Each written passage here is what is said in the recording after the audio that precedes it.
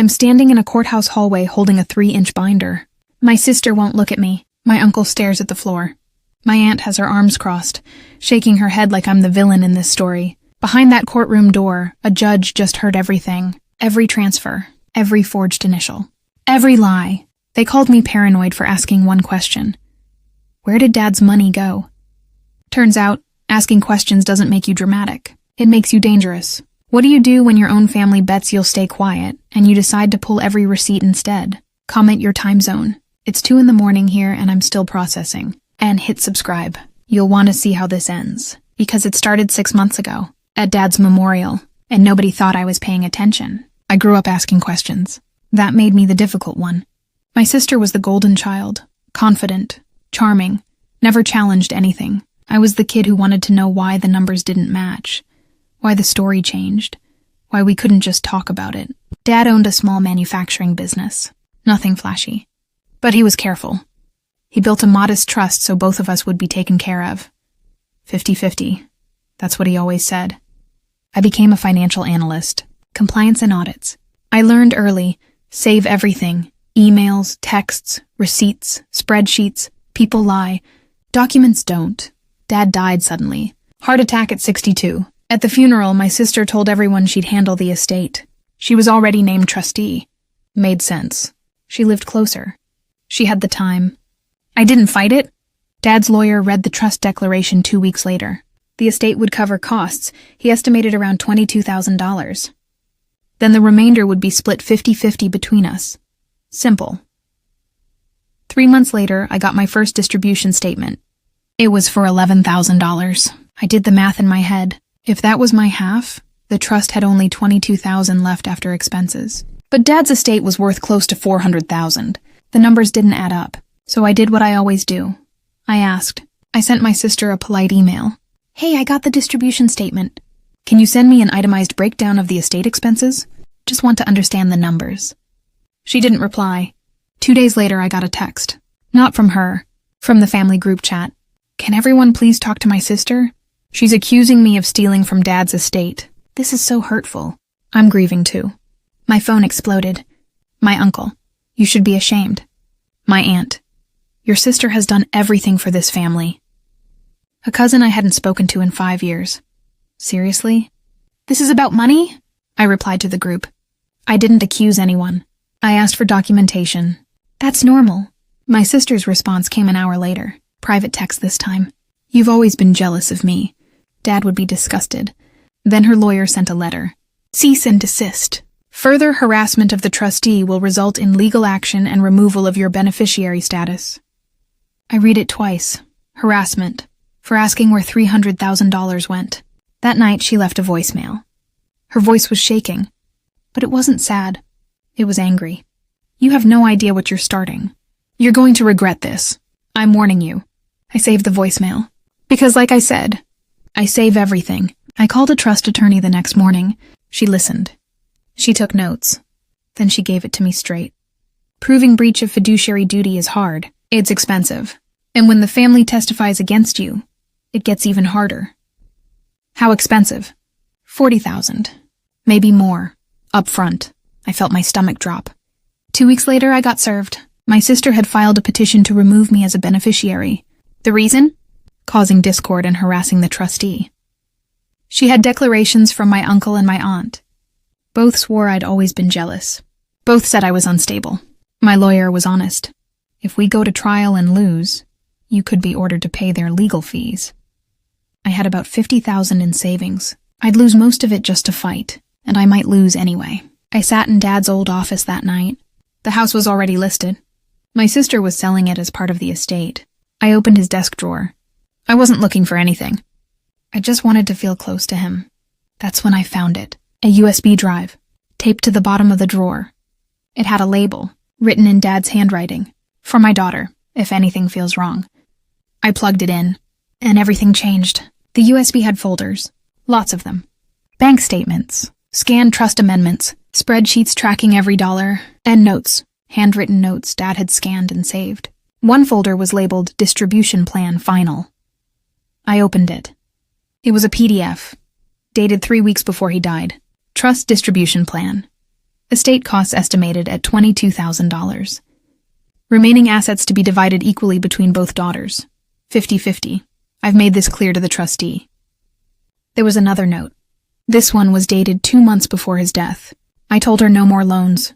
She's asked for help 6 times this year. I can't keep enabling this. The trust is for both of my girls. Her, my sister. I opened another folder. It was a spreadsheet. Every time she'd asked Dad for money over the past 3 years. $15,000 for a real estate investment. $10,000 for her LLC. $8,000 for a bridge loan. None of it paid back. And then I saw the estate expense report my sister had submitted to the trust account.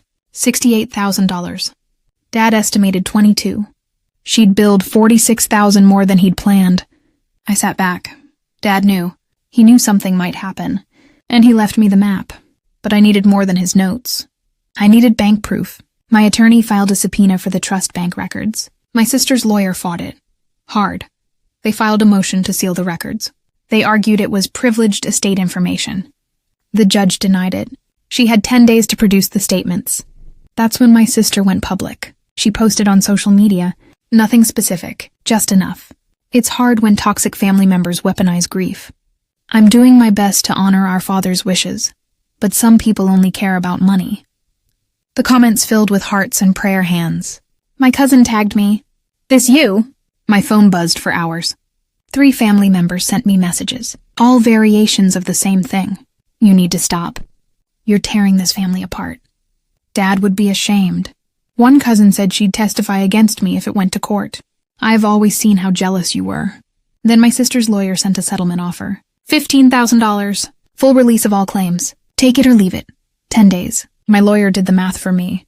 If the estate was $400,000 and costs were really $68,000, your half should be around $166,000.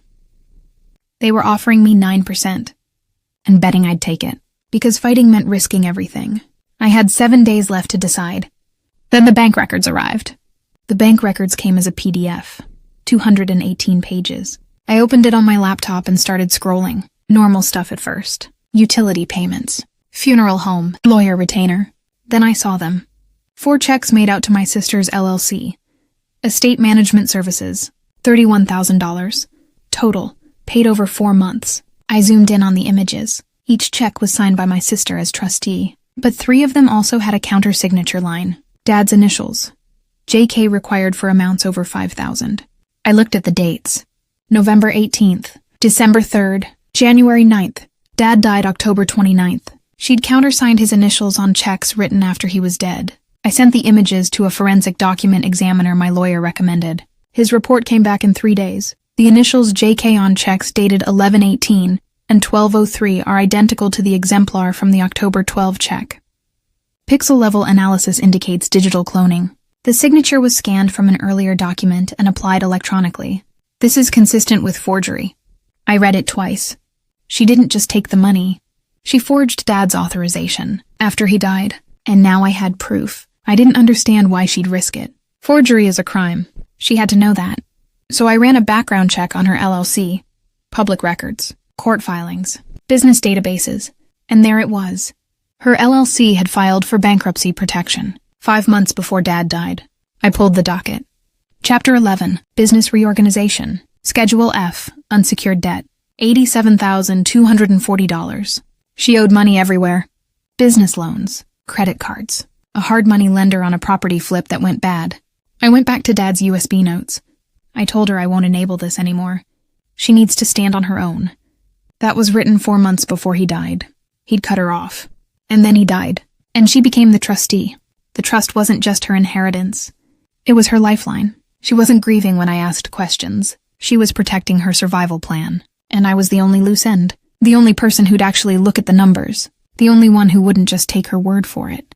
Now I understood. It was never about family, or grief, or Dad's wishes. It was about $87,000 in debt and a trust account she could control. And now I knew exactly what to do. I didn't sleep that night. I sat at my kitchen table and I made a list. Dad's distribution plan, the expense discrepancy, the forged countersignatures, the forensic report, the bankruptcy filing, every piece of evidence, every receipt.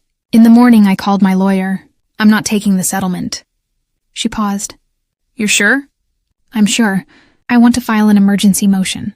remove her as trustee, freeze the account, appoint a neutral fiduciary, and I want to file a separate complaint for forgery and breach of fiduciary duty. That's going to be expensive. I know. And public. Good. We drafted the motion that afternoon. 10 exhibits. 42 pages. We attached everything. The USB files, the bank records, the forensic report, the bankruptcy docket, Dad's handwritten notes. My lawyer filed it electronically at 4:53 p.m. I printed a courtesy copy and had it hand-delivered to my sister's attorney. She called me 2 hours later. I didn't answer. She left a voicemail. You're tearing this family apart. Dad would be ashamed of you. I tried to settle this quietly. You're going to regret forcing this into court. I saved the voicemail. Then I replied by email. See you at the hearing. 2 weeks. That's all the time she had left. The hearing was set for 10 a.m. on a Tuesday. Probate court. Small courtroom. Wood paneling. Flag in the corner. My sister sat on the opposite side with her attorney. She didn't look at me. My uncle and aunt were in the gallery, both staring straight ahead. The judge came in. We stood. She called the case. In the matter of the trust of James Kenneth Carter, deceased. My sister's attorney went first. Your Honor, this is a family dispute that's gotten out of hand. My client has administered this estate faithfully and in accordance with her father's wishes. The petitioner has made wild accusations based on a misunderstanding of trustee discretion. She's weaponizing the court process because she's unhappy with her distribution. The judge looked at him. Has your client provided a full accounting? We've provided what's required under the statute, Your Honor. That's not what I asked. He sat down. My attorney stood. Your Honor, we have 10 exhibits that tell a very different story. She walked the judge through it, methodically, calmly. Exhibit C, Dad's handwritten distribution plan. 50-50. $22,000 in estate costs. Exhibit E, the trustee's claimed expenses. $68,000. Exhibit F, the 4 checks to the trustees LLC. $31,000 for services never disclosed. Exhibit G, the forensic document examiner's report. She pulled up the check images on the screen. Your Honor, 3 of these checks are countersigned with the decedent's initials, but the decedent died on October 29th. These checks are dated November 18th and December 3rd. The examiner concludes the initials were digitally cloned from earlier legitimate documents. The judge leaned forward. Cloned? Yes, Your Honor. Forged. She turned to my sister's attorney. Does your client wish to respond? He stood. Your Honor, my client may have made an administrative error. The judge cut him off. Counselor, I'm going to ask your client directly. Did you countersign your father's initials on checks after his death? My sister stood. Her voice shook. It was standard practice. The account required dual authorization, and I was managing everything, and I didn't think... You didn't think it was forgery? Silence. The judge sat back. Here's my ruling. The respondent is removed as trustee effective immediately. The trust account is frozen. I'm appointing an independent fiduciary to conduct a full forensic audit. Any improper distributions will be subject to restitution. I'm also referring this matter to the district attorney's office for review. The gavel came down. My sister's lawyer was whispering to her. She was pale. She walked out without looking back. I exhaled for the first time in 2 weeks. The independent fiduciary finished the audit 6 weeks later. She found an additional $19,000 in questionable transfers. Payments to my sister's personal credit cards coded as estate administration. The total came to $50,000 in improper distributions. The court ordered my sister to repay it. 2-year payment plan. If she defaulted, they'd liquidate her LLC assets. The district attorney reviewed the forgery evidence but declined to file criminal charges. Insufficient evidence of intent, they said. But her record as trustee was marked permanently. She'd never be appointed fiduciary again. The trust was finally distributed the way Dad intended. 50-50. I got a check for $168,000. My sister got the same, minus the $50,000 she had to pay back. The family fractured. 2 cousins reached out privately. They apologized. Said they didn't know the full story. My uncle and aunt never spoke to me again. My sister blocked me on everything. 3 other relatives sent messages saying I'd destroyed the family over money. I didn't respond. I took part of my inheritance and set up a small scholarship fund in Dad's name for first-generation college students studying finance or accounting. The first recipient was a young woman who wanted to be a forensic accountant. I didn't post about it. I didn't send the article to my family. I just did it. Because this was never about winning. It was about honoring what Dad built. And refusing to be silent when someone tried to erase me. I lost relationships. I spent thousands on legal fees. I had sleepless nights and anxiety I'm still working through.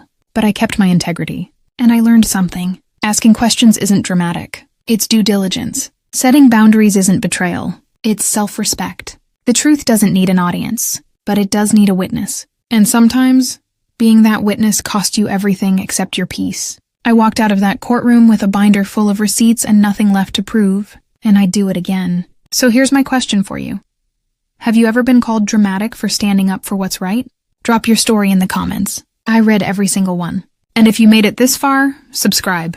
There's more where this came from. One last thing. This is a fictionalized dramatization based on real experiences. It's not legal or financial advice. If you're facing something similar, talk to a licensed attorney in your area. But don't let anyone shame you for asking questions. You deserve the truth, and you deserve to walk away with it.